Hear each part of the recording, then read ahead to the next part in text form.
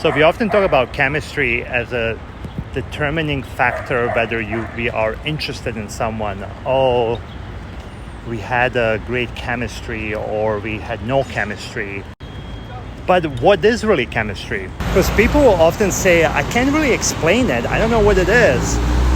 Well, I think it's a nervous system reaction to the presence of someone. And if you've been around a lot of toxic people, you grew up in an unstable environment, you dated a lot of toxic and narcissistic people, your nervous system wakes up in the presence of something like that, and we can confuse chemistry with indication that we should go all in with this person. And on top of it, all the societal messages we're hearing are when they talk about the one and how you should feel. And we may think we met our soulmate.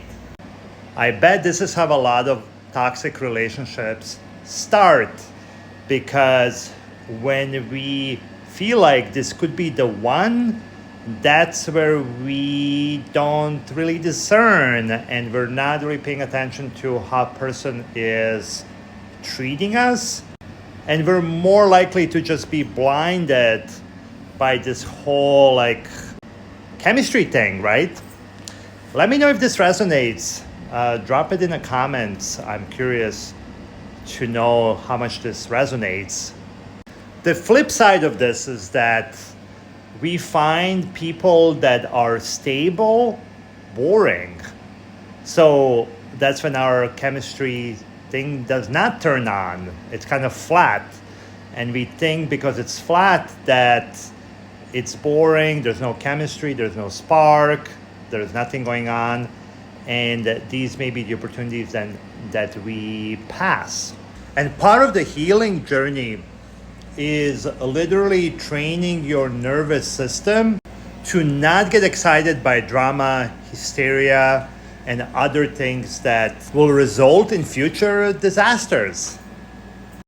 Charm, charisma, and confidence are three things that come up so much when people talk about why they were attracted to or drawn to a narcissist or a toxic person at beginning. Also, equally, these three things are way overvalued in today's society. Everywhere you turn around, we're told to act confident. There is lots of books or tips on how to make people like you. Yet, charm, charisma, and confidence do not tell us anything about who this person is from the inside. What if it is just a mask? What if it's a front for something? And in all narcissistic relationships, it is a front for something. But I think the bigger lesson for you, anyone that's been in a toxic and narcissistic relationship, is to learn to not be blinded by the charm. It's okay to recognize at the same time, maybe there is attraction there, but then also that shouldn't be preventing us from discerning and seeing through the BS of that front. Because if you've been in toxic and narcissistic relationships before, you know the price of being blinded by the 3 C's. Adding on to yesterday's video about 3 C's, charisma, charm, and confidence. If you haven't seen that, I suggest watching it. So in this today's culture obsessed with being liked, I think it's pretty easy to fall into the trap where you really want to be liked. And when you really want to be liked, we miss on signs of how are we being treated.